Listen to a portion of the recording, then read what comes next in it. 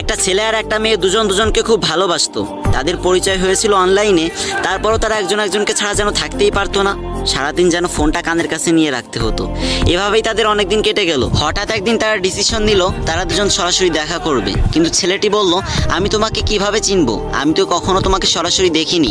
তখন মেয়েটি বলল, আমি একটা সাদা ড্রেস পরে হাতে একটা গোলাপ ফুল নিয়ে বসে থাকবো। তখন মেয়েটি ছেলেটিকে একটা পার্কের ঠিকানা দিল এবং ছেলেটি সেই পার্কে গিয়ে দেখলো সেই সাদা ড্রেস পরা গোলাপ ফুল হাতে কিন্তু একটা বৃদ্ধা মহিলা বসে আছে। তখন ছেলেটি সেই বৃদ্ধা মহিলার কাছে গিয়ে বলল, আমি আপনাকে খুব ভালোবাসি। তখন সেই বৃদ্ধা মহিলাটি হেসে বলল, আরে তুমি যাকে খুঁজতেছো সেটা আমি না, সেই মেয়েটা ওই যে গাছের পিছনে লুকিয়ে আছে।